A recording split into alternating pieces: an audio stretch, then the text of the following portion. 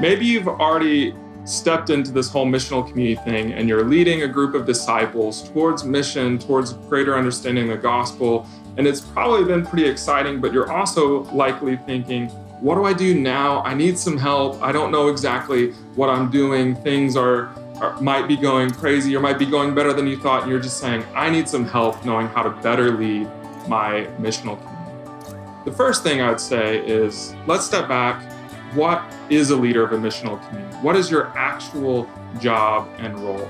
A missional community leader is first a gardener or an environmentalist. Your job is to steward and care for an environment so that people can grow up in Christ. You're not in charge of everybody's growth, but you can look and see what God is doing and pull out some weeds or lies or things that are distracting. You say, we don't need that.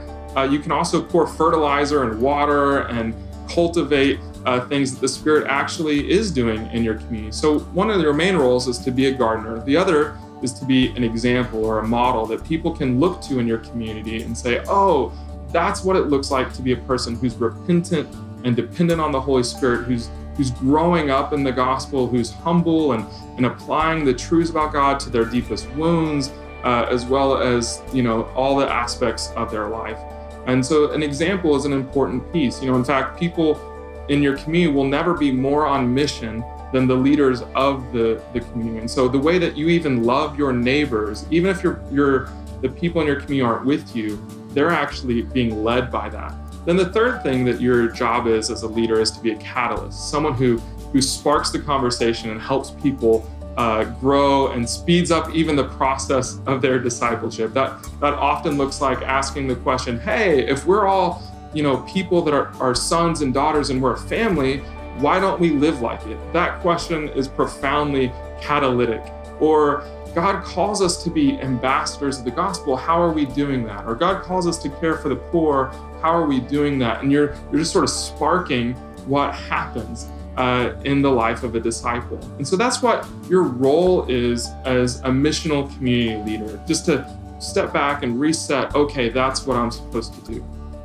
Now, we've also created a few resources that might help you and meet you where you're at today to become a better, more effective leader. And the truth is that we're all growing and learning. I am all the time how to lead this particular people towards the things that God has called us to. And so a few resources that we have that I find really helpful. One is called the Missional Community Starter. It's a really helpful resource that goes through everything that a leader is supposed to do. It has role descriptions in it, has everything I just described. And that starter kind of basically outlines all of the basics, fundamentals of both missional community stuff as well as leadership stuff. The other resource that I found really helpful is called the Missional Community Teamwork Guide. And that resource outlines all the different roles and responsibilities that are required to see a missional community happen. And so that talks about everything from being the missional leader, being the shepherding-oriented leader, as well as just the basic things like who's going to be the planner, who's going to be the communication person, who's the meal person, all of that. And so that resource is really good in helping communities mature in such a way that it's not just one person or one couple doing all the work. It's actually the community caring and leading together, and you sort of begin pursuing it in that better expression.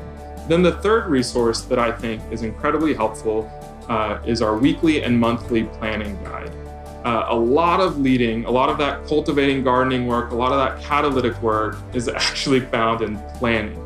And so the monthly guide helps you step back and say, hey, what are we doing each week? What are we doing together? What are we doing separately? How does it all fit? What's the main theme of the month? What are we pursuing and praying for God to do in the lives of our people and our mission? It's really helpful to look at it month by month. Just side note, week to week is way too hectic. The days come too fast.